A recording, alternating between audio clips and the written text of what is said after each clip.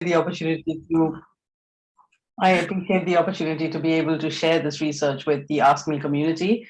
And before I introduce myself, I just wanted to say that, I'm not I don't want this to be kind of like a lecture where you're just like listening to me. I really want this to be a two-way process.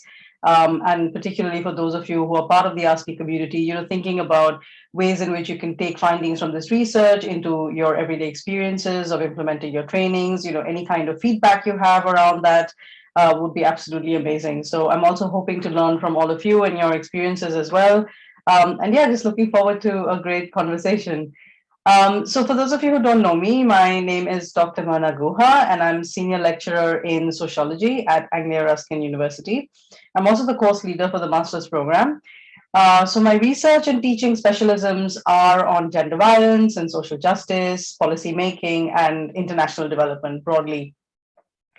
I've worked on the issue of violence against women and girls, and not only violence against women and girls, but violence against marginalized communities, which include sort of young boys as well. I've worked on this for over a decade. I first started out working on this when I was a university student in India, which is where I'm from. So at the age of 19, I started working on the issue of child sexual abuse, which at that time in India, nobody was really talking about. So I started working in a youth group. And then I kind of moved on to working within the development sector in India, primarily working on issues around anti-human trafficking across South Asia, so primarily India, Bangladesh, and Nepal.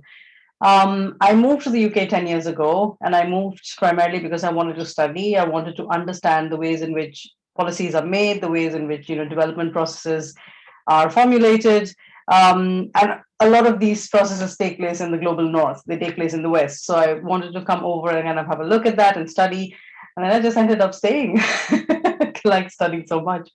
But yes, I ended up kind of doing a PhD in international development, particularly focusing on the experiences of violence within the lives of women who sell sex in India, and sell sex under various circumstances. So yes, I think the last 10 years have been kind of a transition into doing academic research around violence against women and girls. I'm particularly interested in the ways in which experiences of violence within the lives of women from ethnic minorities, it kind of takes on from gender inequalities, as we know, but it intersects with their ethnicity, with their immigration experiences, with their religion, with their cultural background. So that's kind of where the crux of my research has been over the last few years. So in 2021, I started this research, which this talk is based on today. And it's called, the research is called We Simply Don't Know Enough. And the talk is also called We Simply Don't Know Enough, Domestic Abuse Vulnerabilities of Asian Origin Women in East England. I'm not going to go into slide mode. I think is this all right if I just keep it like this? Because then I can kind of see everyone as well. Yeah, that's absolutely fine. Yeah, okay. So this is broadly the structure of the talk today. First, I'm going to talk about why we need to know, what is it about the particularity of Asian women's experiences about domestic abuse that we really need to understand and investigate. And then I'll give you a little bit of a background story to the research, where it came from, the idea of the title of the research, why I felt like this research was needed. And then I'm going to talk about the context, so particularly looking at, what the numbers are telling us, and what that's telling us about women's experiences. I'll then talk about the kind of interviews that we did with women as part of the research. And I want to use this opportunity to kind of elevate their stories and experiences, and see how that kind of speaks to the numbers and what it talks about in terms of the numbers. And then I just want to share some ideas and thoughts about ways in which we can move forward, particularly outlining recommendations for services, but also kind of collaborations that can help us really make an impact in this kind of landscape. So the first thing I wanted to share was that I moved to Cambridge in 2015. I lived in lots of different places before Norwich and before that Coventry. And when I moved in 2015, because I've always enjoyed working with grassroots organizations, I've enjoyed volunteering with kind of frontline organizations that work with marginalized communities, I sought out organizations that were working with ethnic communities in Cambridge. I ended up volunteering for a Bangladeshi women's group, and I was spending quite a lot of time with them. And at the same time, I was also attending events across the city that were taking place on the issue of gender violence and domestic abuse. And there was a kind of common theme that was emerging from both these spaces, and the theme was that of not knowing, or this phrase of "we don't know, we simply don't know." And in the space with Bangladeshi women or Asian women, the concern was about not knowing where to go when women have experiences of domestic abuse, but also not knowing that if they do reach out and ask for help, that they won't feel judged or they won't feel misunderstood. Some of them, they're Muslim women, so they were concerned about how this would impact criminalization of themselves, their communities. So there was that sense of not knowing how to access services or not knowing how to access it safely. And on the other hand, in the events and conferences that I was attending, I was speaking to a lot of service providers. I met Angie at one of these events.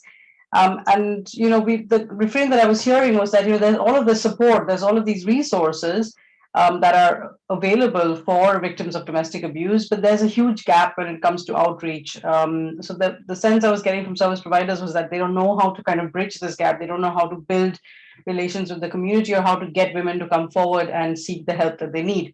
So that kind of inspired the idea for this research, which I designed as a sort of bridge between these two kind of sectors or communities, if you will. So the research acts as a bridge between women who are vulnerable to domestic abuse from Asian communities across Cambridgeshire and broadly east of England, and then service providers who are there to kind of give the help that the women need. So in 2018, there was, some of you might be familiar with this, there was a domestic homicide review by the Cambridge Community Safety Partnership into the death of a young Pakistani woman called Yasmina. She was killed by her husband. And if you read the report, I mean, of course, it's a harrowing and triggering read. But at the same time, it's just remarkable in terms of the gaps in screening and service provision. This was a woman who was pregnant. And she had been through several rounds of kind of ultrasound screening. She'd met with midwives, but then people had just not picked up, the fact that she was being abused. And of course, until it was too late. So the report kind of highlighted that there are all these gaps that exist within screening and service provision. The report also highlighted some of the reasons for these, the kind of barriers that Asian women experience when they want to seek help. A lot of this is around language. For example, Yasmina, she wasn't fluent in English, and she was always accompanied by somebody from her family who would speak for her. There was also kind of talk about kind of immigration status and how some migrant women feel uncomfortable or scared coming forward because they think it'll impact their visa status. And then, of course, the report also highlighted, gaps in service provision that people just, even when they noticed, they didn't say anything, they didn't pick it up. And that's very much around kind of thinking that domestic abuse is a cultural inevitability in certain communities, a certain kind of racialized cultural stereotyping of victims. So all of these were kind of picked up by the report.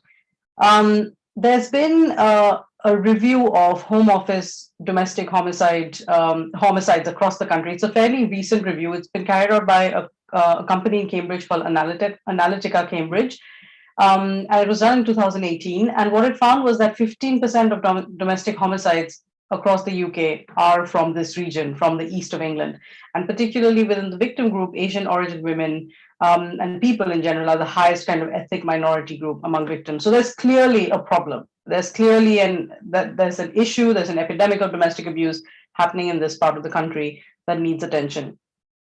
But then if you kind of just juxtapose this with the fact that, Asian communities in this part of the country have been living here since the 1950s, long histories of settlement, communities that are growing, they're coming over from London because of kind of rising house prices in the city.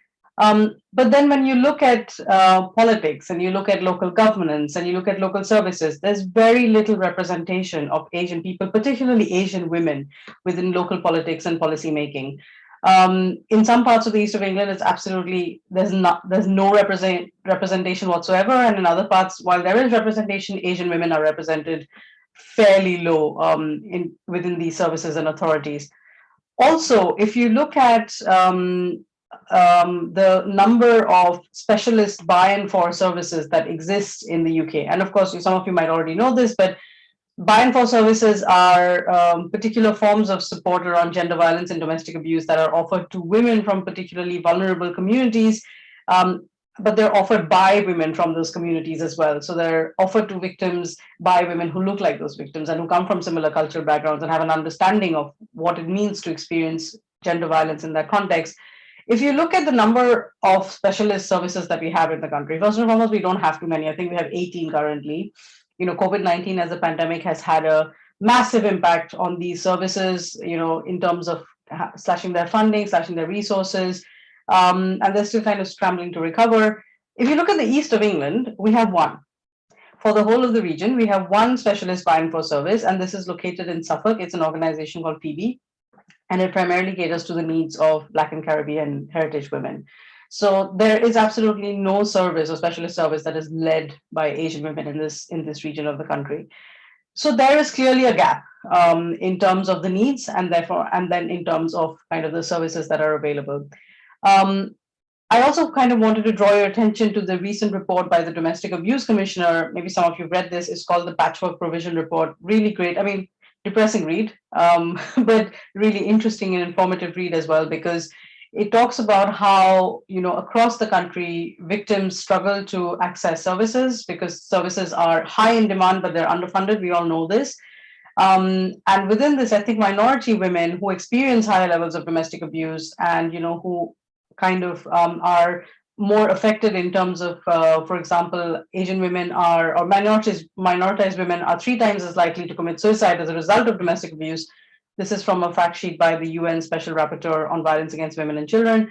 This report highlights that minoritized women report feeling twice as safe when they are able to access specialist support, but that these specialist forms of services are 6 times less as likely to get statutory funding compared to the generalist counterparts. So that's clearly, it's a bleak landscape. There is a need for services. There's a need for understanding what the vulnerabilities of minoritized women are, and then designing interventions that speak to these experiences.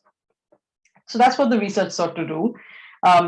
Because it's a research, the first step was about knowledge generation. I really wanted to understand the data that was out there, both in terms of people's experiences, but also in terms of, for example, what the police was recording in terms of cases around domestic abuse involving Asian victims. So that kind of brings me to this part of the research, which was quantitative. We looked at 530 police records, which were provided by Cambridge Constabulary. These involved victims of Asian origin. They were recorded from May 2018 until kind of present times.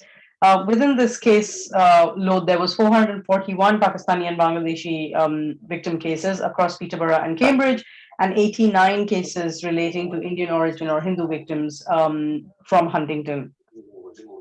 What's really interesting is that when I started this research, I originally intended to focus on the experiences of Muslim women primarily, because I was interested in the intersections between Islamophobia and gender inequality and ethnicity. But I had a lot of women reaching out to me from Huntington in particular, which has a fairly large Indian origin community, wanting to speak about their experiences, and that's how they were included in the study as well. So what are the numbers telling us? So this graph gives you a sense of kind of a visual landscape of the data that we looked at. And there's a lot of different kind of numbers and categories here. It could be a bit like disorienting, but I'm just going to draw your attention to 2 categories. The category that says violence without injury, which has a caseload of 193, and then violence with injury, which has a caseload of 60. Now, violence without injury cases essentially involve cases that involve stalking, harassment, kind of repetitive threats, and violence with injury cases involve cases that involve assault and previous bodily harm. So if we disaggregate these numbers across locations, in the next slide, what we see is that Peterborough has the bulk of the cases across both these categories. So for violence without injury cases, Peterborough has 135, and violence with injury, Peterborough has 42. And in comparison, Cambridge has 24 cases of violence without injury and 14 cases of violence with injury. Now, the first kind of impulse when we look at these numbers is to think that, oh, Peterborough has the bulk of the cases because the population is higher. The Asian communities are larger in Peterborough compared to Cambridge. So, maybe it's saying something about prevalence. The higher number of people, the higher the number of cases. But then if we start to compare between Peterborough and Cambridge based on these numbers, a more interesting kind of fact emerges, which is really important. So if we compare violence without injury and violence with injury cases, like if we take the ratio between these two numbers, what we find is that in Peterborough, for every 3 cases of violence without injury, there is 1 case of violence with injury. But in Cambridge, even though the proportion of cases is smaller, there are 2 cases of violence without injury for every 1 case of violence with injury. So what that is telling us is that in Cambridge, cases are only being recorded once they have the element of injury in them. So they're only coming under the kind of police radar when there's grievous bodily harm, when there's assault happening. Whereas in Peterborough, a lot more cases are coming forward, a lot more victims are coming forward, even without kind of the injury taking place. And of course, the term injury is debatable because there are different kinds of injury. So I think this kind of comparison gives us a sense of how in Cambridge, actually, if you look at the proportion of cases, the violence with injury cases is larger. There's more of a problem happening in Cambridge in terms of victims just not coming forward. There could be different reasons for this. One of the reasons that we as a research team hypothesized was that in Peterborough there is, compared to Cambridge, a lot more representation of Asian people within services and authorities. Also, the Asian community in Peterborough, this is a community that has more access to social and economic capital, often kind of better levels of education as well, more integration within services and policy making compared to Cambridge, where the Asian community, primarily the Bangladeshi community, is very, very isolated. So I think this just gives us a sense of just being a little bit careful about how we read numbers, and just being a little bit more wary about kind of faulty kind of comparisons between, say, Peterborough or Cambridge or Peterborough, other parts of the county, which would suggest that yes, Peterborough has more cases because it's about population. So just wanted to kind of highlight that. Does anyone have any questions at this stage? Questions, comments? I can't see the chat. I can see people are typing. So, There. I can't see the chat. There are some people commenting. Someone asked, is it to do with the stigma that Cambridge women are not reporting situations, which I believe that's precisely what you commented right after. And someone raised the issue, there is also classification discrepancies with logging crimes within the police, and therefore the stats are skewed. Yeah. Which also can have an impact. And someone also, Shital, is also raising, in addition, there is a lack of first responder understanding domestic abuse cases in relation to cultural relation, close community groups.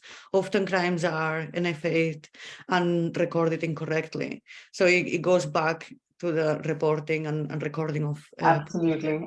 Those are really valid points, Sheetal. And I'll talk a little bit about what the women I spoke to said also about the ways in which cases are recorded, but they're absolutely kind of valid points. But there is clearly a problem with victims in Cambridge not coming forward and asking for help in comparison to Peterborough, until there is grievous bodily assault. So this slide just gives you a kind of pictorial depiction of what I've already been talking about, that there is, if we crunch the numbers deeper, we see that Cambridge tends to have a higher proportion of violence with injury cases. Just kind of drawing on Sheetal's excellent points, we had this, I spoke to this woman who's British Pakistani, she's from Peterborough, she was 40, she was reporting a case of domestic, violence that she had experienced over many, many years. And I just want you to take a moment and read her words. She talks about the fact that, when she met with the police, there was this request for evidence. And, she said, and I've highlighted here, she said, really sorry, the police said, really sorry, there's not enough evidence, or it's your word against the other person's word, we're not able to do anything. And then she went on to talk about how the system is, needs hard, concrete evidence. And that is just not always possible as a victim of domestic violence to be able to provide this evidence. This particular woman, she had experienced emotional abuse, she'd experienced economic abuse, she'd experienced physical abuse, and she said that obviously the as we know, experience of domestic abuse, they have ebbs and flows. So when she was able to finally get to the police, she didn't have evidence of kind of scars to show. And only recently, I've been talking to Dave Saville, who's the tactical lead for Cambridgeshire Constabulary, about this whole thing about evidence. And recently, Cambridgeshire Constabulary is kind of putting out information about what counts as evidence. So they've talked about how diary entries can count as evidence, how texts to friends can count as evidence, but these are still kind of written forms of documentations that victims would feel scared to kind of create, right? In an environment where you're worried that you might be found out or you're being threatened to not speak out. So I think this quote and also what Sheetal was saying really highlights the discrepancies in the way cases are recorded. So I am quite skeptical in the way in which cases are recorded as violence without injury. So my first question is, what counts as injury? How do you record these cases? Is it violence without injury based on how the victim is experiencing it, or is it based on how the police are interpreting it? So absolutely, what Sheetal is saying, that there's so much discrepancy in the stats as well. And when we looked at the data, there was such glaring kind of absences in terms of details as well. So absolutely, there needs to be kind of better recording and better documentation of cases.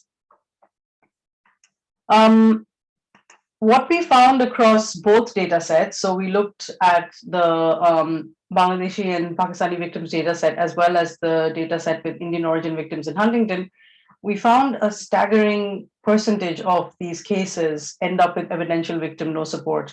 And this is called outcome 16, where victims withdraw support from police action. Now, what's interesting is regionally, the percentage of outcome 16 cases across all kind of cases on domestic abuse across different backgrounds is about 40%. This is kind of unofficial stats. Don't quote me on this, but it's something that I've been able to find out. But in these instances, in the cases of Asian victims, it's almost up to 60%. So clearly something is going wrong in the way in which the police are handling these cases and the way police are interacting with victims in order to be able to record these cases and proceed with them. So this overarching theme of scale of no support or evidentiary victim no support, we looked at this in particular across 24 case files. And we did a random sampling of cases from Pakistani backgrounds, Bangladeshi backgrounds, and Indian backgrounds. And these were some of the reasons that we found that were recorded as victims saying why they are withdrawing support from police action. So there was family pressure mediation, financial control, language issues. There was the fear of punishment by family, fear about honor of the family, fear of consequences for and from the perpetrator. So there was a sense of that, the police are not going to be able to keep me safe. And there was also kind of high risk kind of honor-based violence indicators identified as well. What is interesting is that when I spoke to the women through the interviews that I'll talk about shortly, a lot of them said that they didn't trust the police. A lot of them said that they were scared of the police, but none of this was recorded as reasons for EVNS. So again, just coming back to that point, that Sheetal raised as well, and I talked about, is that we really need to be critical about what gets recorded and what doesn't. And I shared this in a talk earlier in the week where I said, imagine if you're a victim who's really worried about your safety and you're sitting with the police who you don't really trust, would you be able to tell them that I'm withdrawing support because I don't trust you? And there's such a massive power dynamic there. So, but that doesn't mean that that isn't a reason. It just doesn't get recorded as such. Okay. So I'll move on to the next part of the research, which was about listening to women's experiences. So doing qualitative research and interviews with women. In particular, I spoke to 15 women from across Indian, Pakistani, Bangladeshi backgrounds. And I conducted what is known as life history interviews with them. So I didn't want to do kind of semi-structured interviews where questions were primarily around their experiences, how had it happened, what had you done, whom had you spoke to. I was interested in them as people, and I wanted to understand their life histories and their life stories. And through that, I wanted to see how domestic abuse or experiences of domestic abuse weave into their everyday lived experiences and the relationships that form their kind of everyday life. So the interviews were quite long. The shortest one was 40 minutes. The longest one was 3 hours at a go. These interviews were conducted between January and April 2021. So this was a period of semi-lockdown. Most of them were conducted through MS Teams without video. Some of them were conducted on the phone. And what was really interesting was that I thought that this would be an impediment, because I feel like in-person interviews are always better because they can see you. There's a trust, there's a rapport that you can build as a researcher. But actually not being able to see me and taking that element away, helped a lot of the women just open up and a lot of them described these interviews as therapy because they felt that they were just able to talk about anything they wanted. And then I was kind of stopping and asking them questions, or, we were discussing certain aspects of their experiences. We also, as part of the research, we hosted this event with Cambridge Women's Aid at the Cambridge Central Mosque. It was a virtual event as well. We had Angie speaking about women's aid services and how they can, how women can reach out. We also had Aisha Siddiqui, who is a kind of a member of the Cambridge Central Mosque. She spoke about Islam and women's rights in particular, and that, really made an impact on the women who attended. So just kind of sharing a little bit more about these 15 women, who were these women? So 6 of these women were direct victims. They had direct experiences of domestic abuse. 4 of them were reporting abuse that was taking place within their families and communities, and 5 of them were people who had reported via an organization. So 5 of them were kind of friends or family members of victims who had kind of accompanied the victims to certain organizations. The largest number of women in this group were from Peterborough. They were British Pakistani. And that's also interesting because my connections are with Bangladeshi women in Cambridge. This is where I worked. This is where I know women. So I had expected a lot more participation from this community, whereas I didn't really know anybody in Peterborough before this, but I was part of this online group of women in Peterborough that's about 3,000 women strong. So I kind of, introduced myself there in the research. And I think what helped was that because I was not somebody who was known in Peterborough, and because the women didn't know me, there was a sense of trusting, and there was a sense of being able to open up, which didn't happen with the Bangladeshi women in Cambridge, because we're all friends, we talk about things, but it's much harder to sometimes come out to somebody who you know well, rather than a stranger in a way. So there was also the sense, I'm sure there was a sense of, because I'm a familiar face in the community, maybe there's the fear of it coming out.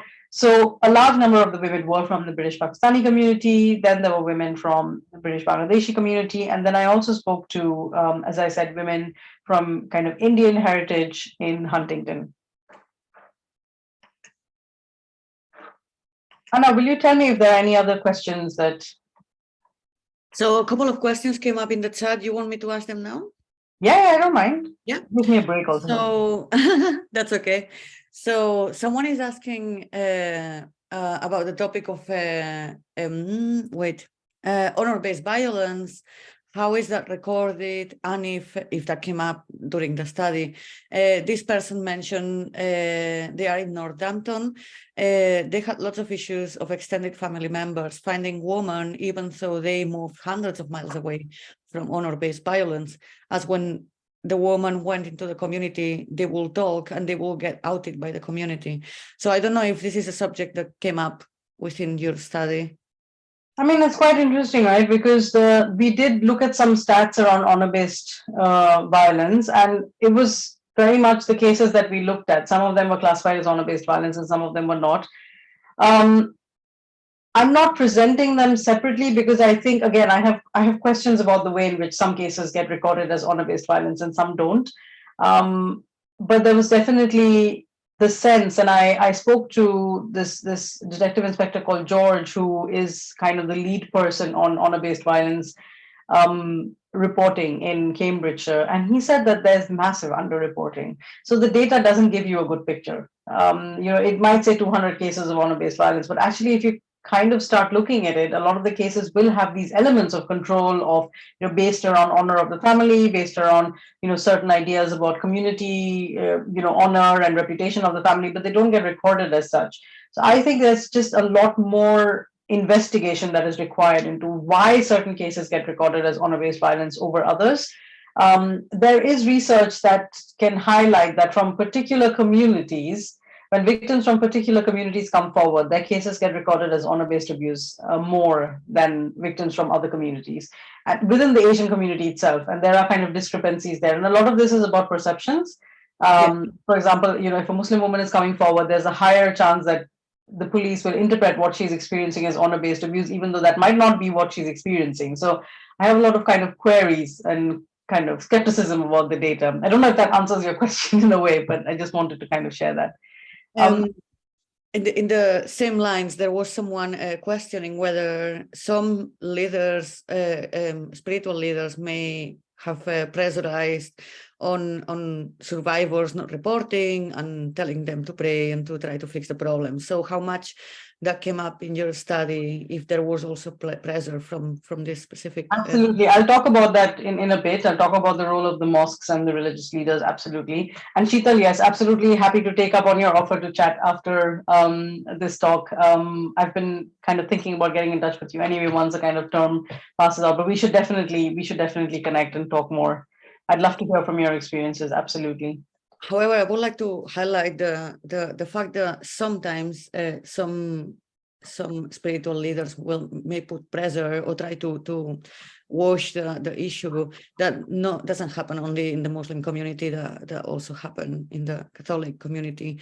And you will find that in both communities you have people who are very forward thinking and more open-minded and more helpful, and other people will be more strict and will have a different ideology. But I don't think that's actually particular from one culture or another.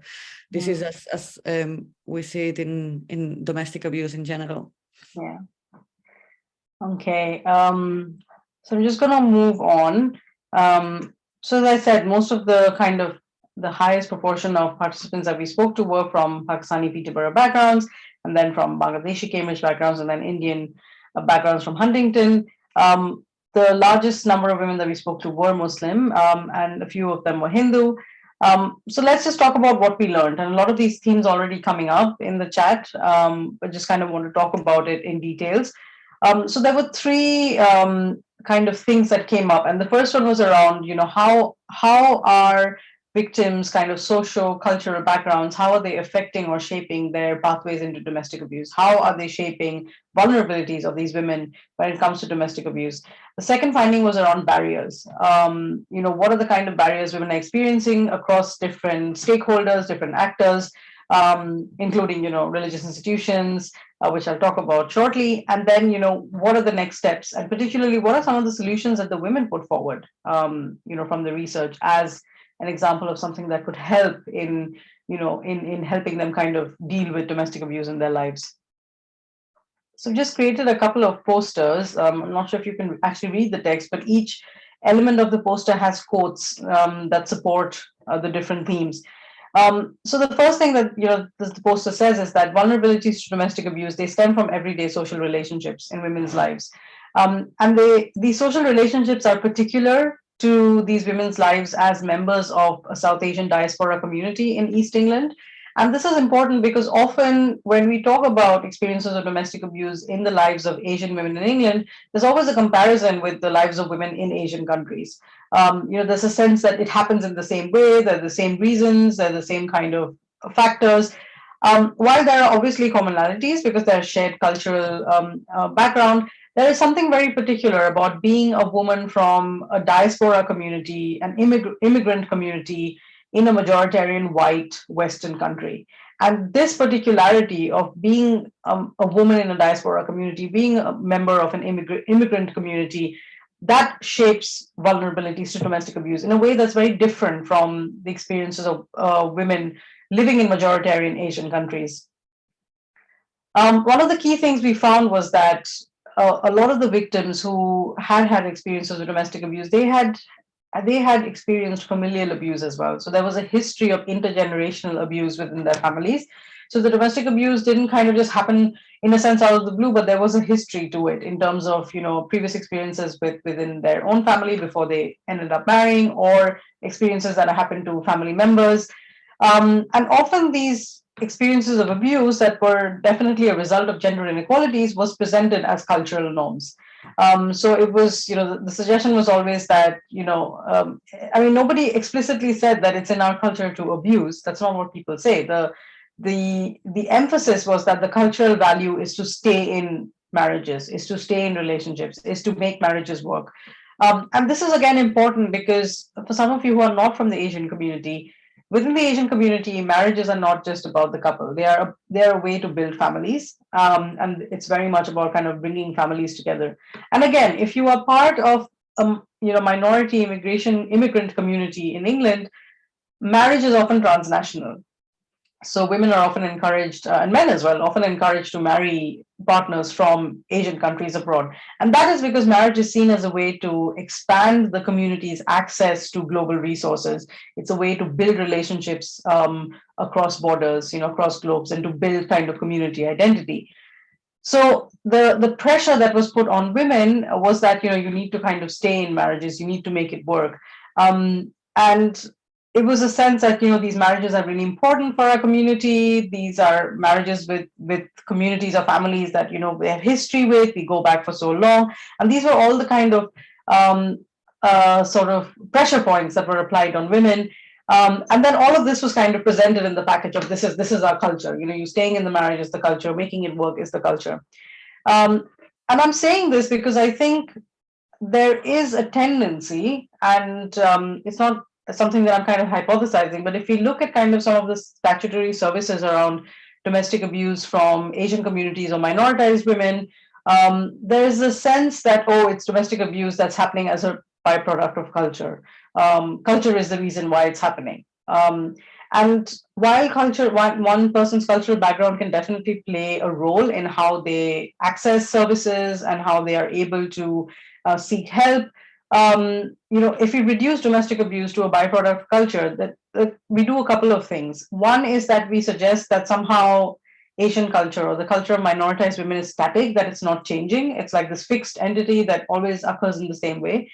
Second is that we don't recognize that victims themselves, they express agency, they are able to express resilience in their experiences, and we somehow just create them as kind of passive victims who are homogenous recipients of their culture. And that's absolutely doing a disservice to victims.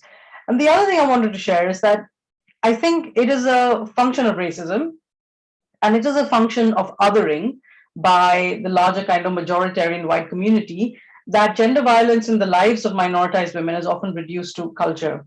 For example, when I moved to the UK, in India, when I was growing up, dating was not really part of the culture. So when I moved to the UK and started researching around gender violence here, I learned about date rape and I learned about lad culture in kind of universities, in nightclubs. And these are very kind of particular forms of violence that take place within largely kind of white British culture. But then we never talk about it as a form of cultural form of violence. But then when it comes to minoritized communities, there is a sense of othering where we don't want to talk about domestic abuse or gender violence as a function of patriarchy or a function of gender inequality, but we reduce it to culture or cultural reasons. And then it becomes a reason to kind of not pay attention to what's happening or to not raise the red flag when you need to do that. And this is what happened in the case of Yasmina as well. In the there were midwives who had noticed what she had experienced, but they hadn't raised a flag because there was a sense of, oh, this just happens in their community. So just to kind of be critical around the ways in which culture is used as a red herring by both communities and people in communities to pressure women to stay silent, but also in services as well. I just want to talk about pressure a little bit as well. There's a lot of talk around kind of forced marriages and the way in which women get kind of coerced into forced marriages. While that absolutely happens, what I also found was that there's a sliding scale of pressure. And sometimes women experience pressure to be in marriages or to stay in marriages or to get married that can't necessarily be mapped as coercion or force. For example, a lot of the women I spoke to, they said that they got married, they said they chose to get married. And when I asked them to explain what their reasons were, they said, oh, I'm the eldest daughter of my family. I feel this kind of sense of obligation and duty that I need to do what is right and I need to get married. So there was a sense of internalized pressure as well. But then in many ways, these women were acting kind of freely, with choice. But then this pressure escalated once they were in the marriage. So once things started going wrong, once there was experiences of violence and these women were contemplating leaving, then the pressure intensified and built up. And I think, again, this is important because when we think about coercion and choice, there's a sense of a very kind of binary, yes, no, black and white kind of understanding of this. And it's a lot more complex and gray when it comes to kind of experiences of minoritized women and women in general, when it comes to domestic abuse. Just going to move on to the next poster. And this is about, sorry, does anyone have any questions at this point? Questions, comments? There are some comments in the chat. It was more related about whether people may blame religion for it, when we've been discussing, and it's quite clear that it isn't. The responsibility is on the individuals who choose to use religion as a tool to oppress. But there were not any questions at the moment. Maybe Okay, thank you. for the end. So in terms of victims' experiences of seeking help, there was definitely a lot of cultural kind of pressure, community pressure around staying silent. And the idea was that speaking up about domestic abuse was seen as being anti-family. So if you speak up about the troubles in your family, or you seek to exit this relationship, then you're being anti-family, you're being anti-community. But despite this, every single woman I spoke to, they'd reached out and they'd asked for help.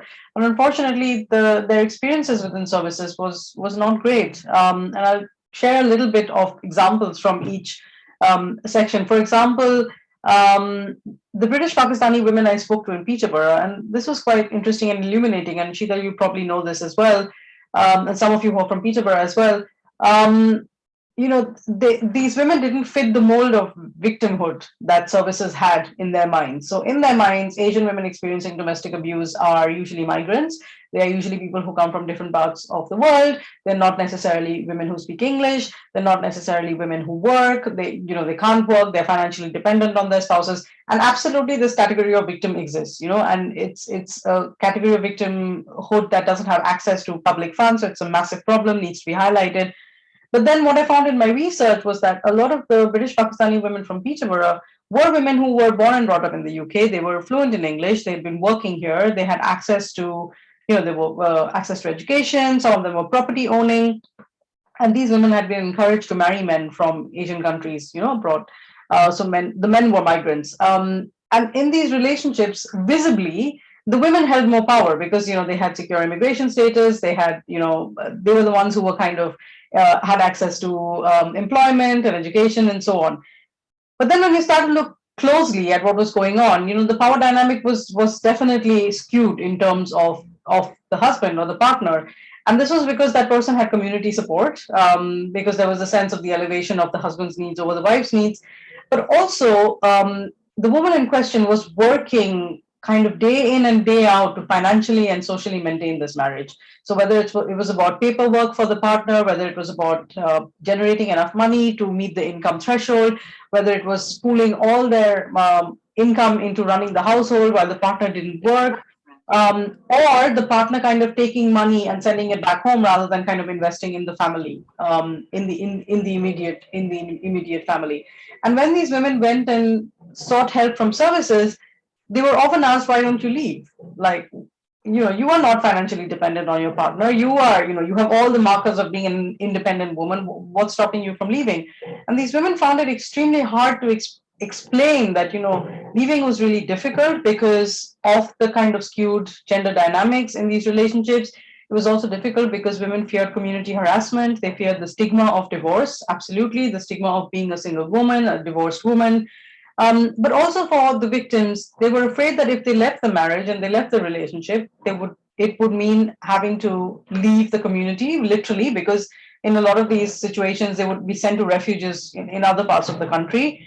And that they would leave, that they would have to give up their access to the community, which is their cultural heritage, and not just for themselves, but for their children as well. And there was that fear that if I'm just going to lose my connection to my heritage and my community if I leave. So those were some of the reasons that women just couldn't articulate and couldn't explain to services, and they felt just so misunderstood and judged by service providers. And I think this gives us pause in terms of just thinking about some of the biases and assumptions that we have around what domestic abuse victims look like from different communities. And this just gives us an impetus to think about different forms of victimhood that can happen and take place. Women talked about how they felt that local councils and politicians were insensitive and unapproachable. There was an instance of a British Bangladeshi woman, fairly elderly woman, who after many, many years of experiencing abuse in her marriage had approached City Council in Cambridge for support. She had been accompanied by somebody who was a participant in the research.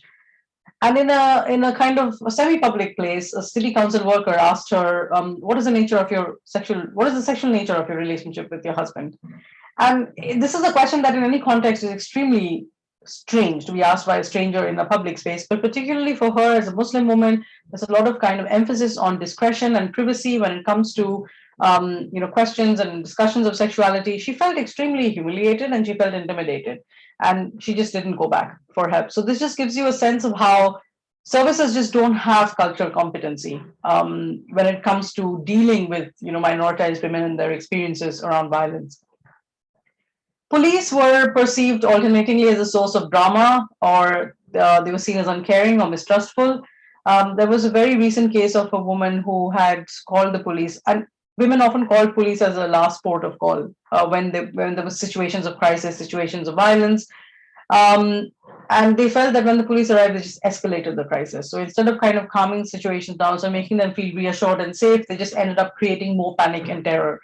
And just coming back to the question around honor-based abuse and honor-based violence, this Muslim woman from Cambridge, Indian origin actually, she had called the police when things were particularly bad with her husband. And she said the sergeant arrived from Huntington, and she described him as a Hollywood hero, like he was trying to be a Hollywood hero, like he came in all guns blazing and super dramatic, and then he started asking her questions and saying things like, "Get your passport. We need to get you out of the country. You're not safe."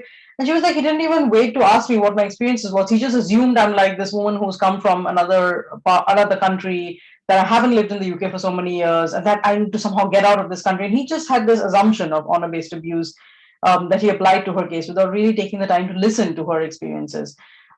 So there was definitely the sense that police are kind of escalating situations when they don't need to.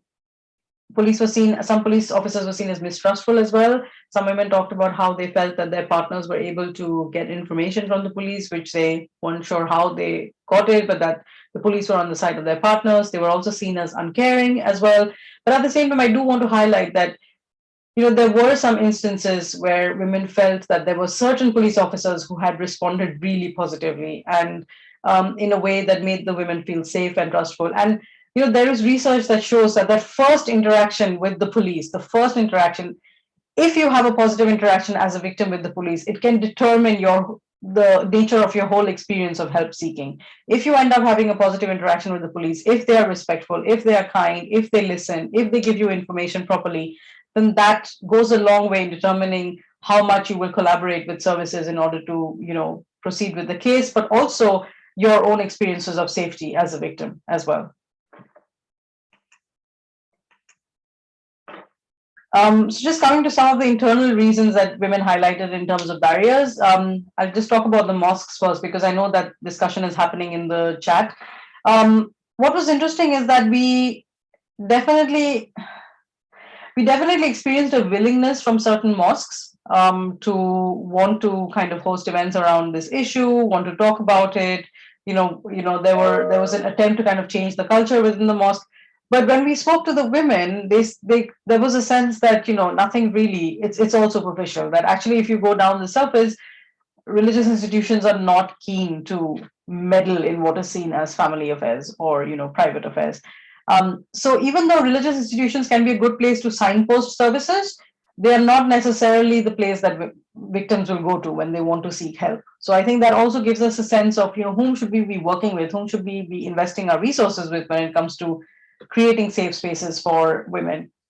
A lot of the women talked about how elders in the community and religious leaders pressured them to stay in marriages to make it work. And there was a sense that if you're speaking out about domestic abuse, you're bringing our community name down, and that you're creating a bad impression of our community and the men in our community. And it's also important to highlight that all of this is happening in a context of Islamophobia. Against a backdrop of 9/11, against a backdrop of 7/11 in this country, there is a fear that if I, as a Muslim woman, particularly if I speak out, there might be other things that I have to deal with that wouldn't be the case if I was a non-Muslim woman or if I was a white woman. So a lot of the women I spoke to, they said that they didn't reach out because they were afraid of being branded terrorists, because they thought that somehow there'll be a terrorism charge that's put on them, on their family, and they're afraid to interact with the police in this context of kind of fear around Islamophobia. So in this context as well, the pressure from the mosque was a lot as well, because as a Muslim woman, there was a pressure to uphold a certain image of the community. And if you speak out about domestic abuse, there was a sense that, oh, you're going against upholding this image. So I think this is important to highlight as well. The last thing I wanted to say was that not in not all instances did families say that women have to stay in the community. There were instances where, the families advised the women to leave. They said, you should leave, please leave. One woman said her mother-in-law advised her that her son was, her mother-in-law said, my son will kill you, you should leave. But she didn't leave because a lot of the women had internalized this stigma, this community pressure, as well, and they were unable to kind of work through it, or it took them some time to kind of work through it as well. So just quickly wrapping up towards the end of the talk. Anna, how am I doing on time?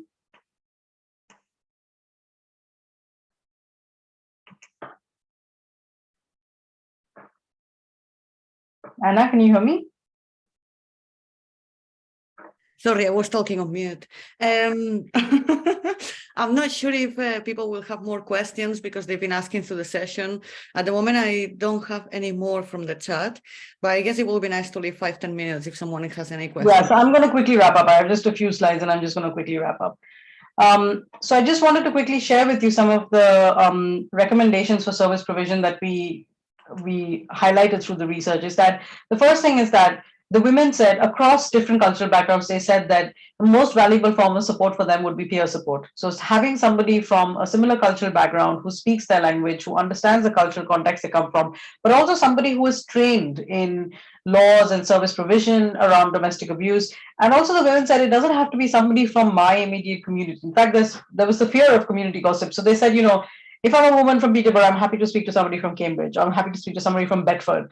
So there is a sense of, I would like peer support and I would like it to be somebody who's outside my immediate community. So there is clearly the need to elevate Asian women's leadership within service provision and create spaces for peer support and specialist buy-in for services. The community needs to be involved in any kind of preventative work against domestic abuse. Victims need to be listened to create pathways out of abusive situations, being open to different forms of victimhood and vulnerability. As I said, it's really important to listen to multiple accounts, different accounts of victimhood and vulnerability. Another issue that came up was that women were scared to kind of seek help because they were afraid that they would be sent off somewhere, that they would have no access to their community. So a lot of the women talked about if it's possible for them to feel, for the perpetrator to be kind of removed from their home rather than then have them having to leave their homes. And they talked about the need for in situ or in place options for refuge and shelter, which was really, really important. And also they talked about the need for police to adopt de-escalation tactics and be like a kind of calming agent in this situation rather than escalating panic. Victims also said racism within and prejudice within service provision needs to be highlighted. Biases, unconscious bias, conscious bias, prejudice, all of these things need to be addressed. And finally, victims said that they felt that they were kind of tossed in between different people at different points, and they've missed like that consistency of care. So it's very important to kind of build that consistency of care. I know that services are underfunded, but this is where we call on kind of governments to be able to increase funding to be able to provide the consistency of care. So just very quickly, just wrapping up, we did a knowledge exchange event as part of the event and brought together a lot of people from the police, from service provision, from county council, from organizations, from the communities. And we talked about the findings of the research. We were able to bring people together and talk about where the gaps exist. I was also able to highlight particularly certain women who have been working on this issue within the communities, but in a very invisible way, in a very thankless way. So they were in this event, they kind of came forward and talked about their experiences and the work that needs to be done. There's been a fair bit of media coverage about the research. It was on the BBC Morning Breakfast show. It was covered by Cambridgeshire Live in a very kind of, I must say, very sensitive and nuanced article. So if any of you are interested in that, I can share the link through Anna. And as part of the research, I've been collaborating with local authorities and services to change some of the messaging around domestic abuse, particularly when it comes to the Asian community and Asian women. And as part of that, I collaborated with Cambridge City Council to produce 3 posters that featured Asian women from Bangladeshi, from Bengali, Indian, and Pakistani backgrounds. And I wanted to create posters that put forward a different interpretation of culture, of community, and of honor. So as you can see, these posters are very much meant to highlight these women as superheroes. I call them superheroes in the fight against gender violence. And they're all talking about positive interpretations of faith and religion. They're talking about positive interpretations of community and about, for example, intergenerational wisdom when it comes to speaking up against gender violence. These posters were launched by Cambridge City Council on social media. And if you'd like, these posters to kind of share and disseminate them, please let me know, and I'm happy to kind of share these posters with Anna. In fact, I'll email them to her, and you can kind of get them from her. I'm very happy for you to share them through WhatsApp in your work. These posters need to get out. Okay, I think I will end there. I would love some of the. Do you have like the PDF of these posters as well, Mirna? Yes. Because we will share it around the ASME community. It will be fantastic. Thank you. Absolutely. We have a kind of like a PDF versions that I can share, and I was actually going to send this out to the messaging, the event list for the event as well, like everyone who came to the event. But I'm absolutely happy to share this with you, and please share them as widely as you can. Absolutely. So yeah, just quickly in terms of next steps, just continue to collaborate with service providers to continue doing further research. I'm now going to start doing research with Cambridgeshire Constabulary on the recording of domestic abuse cases, particularly outcome 16. I want to see what's going on. Why is it that so many victims are not coming forward? I'm also putting forward a lot of kind of funding applications to build specialist buy-in for support in this region. So if you're interested, please do get in touch with me. My email address is there as well. But yeah, I'm happy to end here, and thank you. Hopefully you enjoyed this talk. Thank you, Mirna. I just want to remind people, sorry, I'm not even showing myself here, just a second. It's gonna be like here. I just wanted to say to everyone about the ASME project. We are giving training for free to anyone in the community about how to respond to domestic abuse, how to challenge myths and stereotypes, and amongst them there are quite a few that you mentioned here. And we have a community afterwards where we organize these events. So if you would like to join the ASME project and check if it's for you, I put the link in the chat. And I will really, really very much appreciate if you could give some feedback about the event. That will help us to organize the future ones and to do it in the best ways possible. So thank you, Mirna, very much again for your time today, because I really appreciate the information that you presented us today. So I would like to ask now if anyone has any questions. If you don't want to type them in the chat and you want to come in, now is the moment. Just unmute yourself and ask any questions you may have. I'm just reading through the comments as well. Really interesting discussion happening privately in the chat. It's fantastic. Yeah. I think there was a lot of comment with regards to spiritual leaders, and then about police and judges as well. Unfortunately, those are issues that we are encountering all the time. When there is prejudices, someone is raising the hand. Susan, if you want to just unmute yourself. Yeah, hi. So it was a comment really. I think a lot of the things that you were saying about the police is just true across the board, and it does make it so difficult for women. And I think we see, so I'm one of the outreach workers at Cambridge Women's Aid, and I think, we see so many people coming to us with a mistrust of the police, which is a real shame and needs to be worked on. And also the lack of evidence, especially when it comes around crimes that relate to coercive controlling behaviour, where of course you can't just look at one event. It's got to be a pattern of behaviour that's been looked at, and that seems to be something that is being, the police are finding difficult to pick up if there hasn't been a physical interchange at some point. So that's just a comment I really wanted to say. Thank you so much for the talk. It's been really, really useful. So thank you so much. Thank you for your comments. I was actually thinking about this, and I'll speak to you after the talk as well. Maybe there's something that we can do collaboratively to create some kind of investigation into what counts as evidence, what doesn't, and creating kind of maybe, I don't know if the police will want to follow our guidelines, but creating some kind of guidelines around, based around the experiences that all of you have, and also, us as outreach workers, as it was, that what can evidence look like and what should evidence look like, because I feel like people are sitting there within the silos of police officers and making these lists and not really speaking to people who are on the front lines of understanding what this evidence should look like. So it's definitely a project and research that I'm really interested in working on in the future. So we could do something with women's aid around this. I think that would be really good, because I think the big problem is how everybody works in silos, you know, because evidence for police different for evidences for courts, you know, when it comes to contact orders and stuff like that. And it's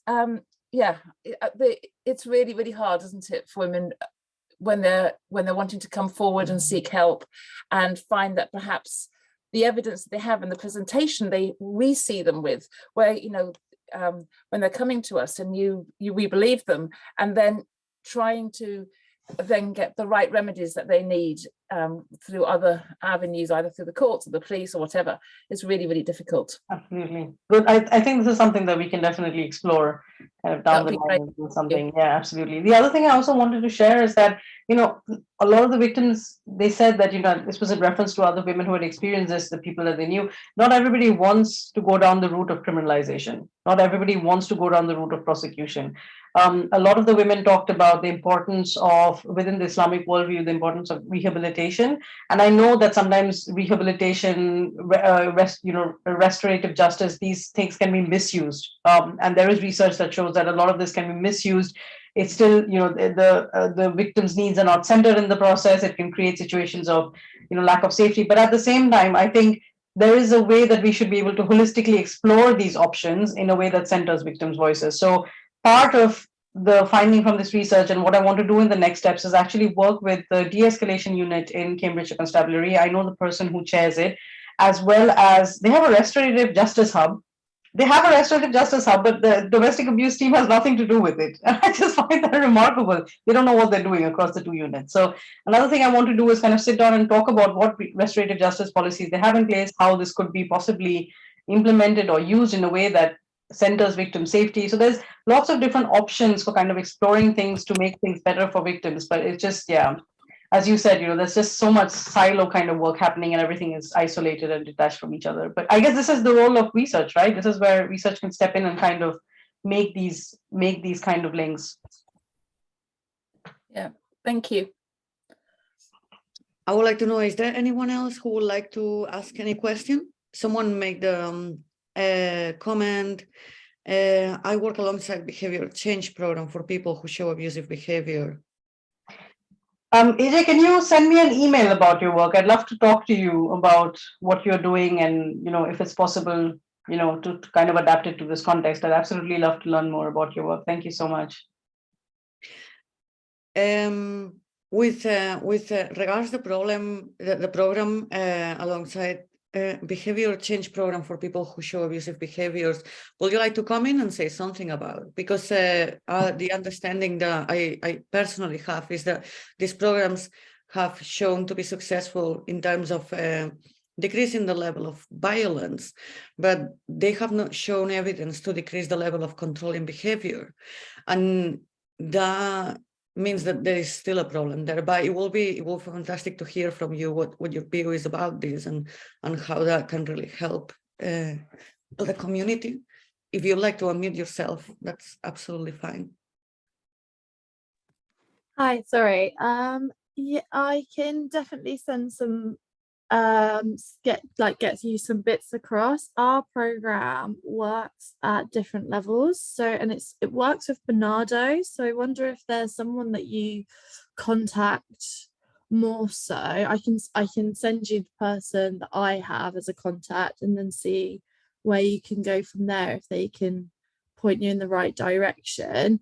But what it is it's a 26-week program minimum. And if they show any behaviors that are abusive, including non-physical behaviors, they'll get either taken off it, or realistically we try to just suspend them from time because they actually tend to enjoy it. And one of our legacies is actually someone who had lots of issues and was from the traveller community, and I think his plan is to become an advocate for that within his community.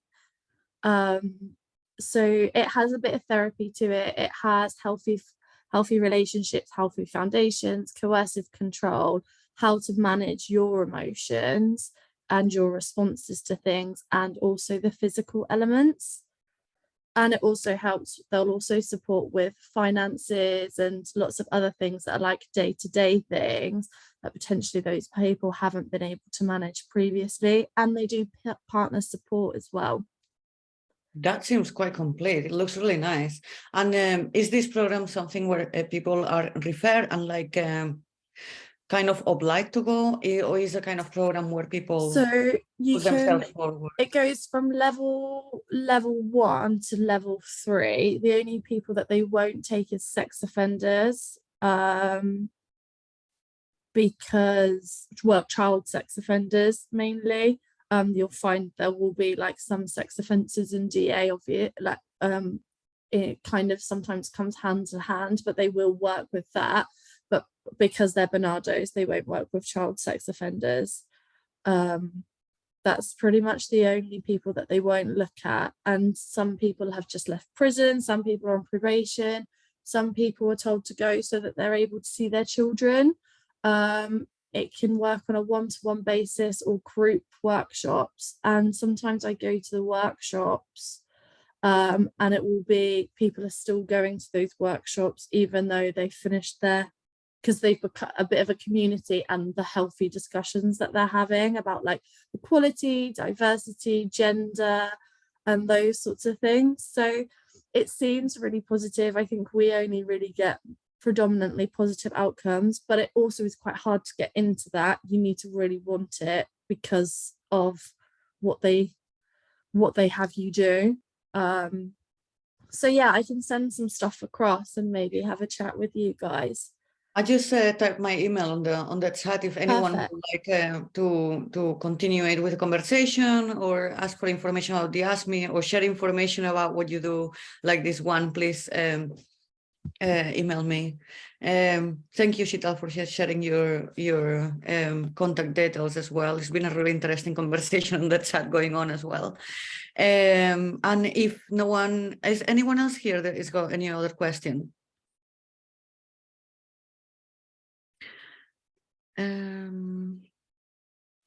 Okay, so I think after this we will give the event for finish. Thank you again, Mirna. It's been great to have you here. Thank you for having everyone me. who joined and it's been in this event today. And have a nice day. Thank you, everyone. I will send the PDF of the slides to Anna, and I will also send the PDFs of the posters to Anna as well, so you can kind of get them from her. Great. Thank you, everyone. Thank you. Thanks, Anna. Bye. Bye. Thank you. Bye-bye.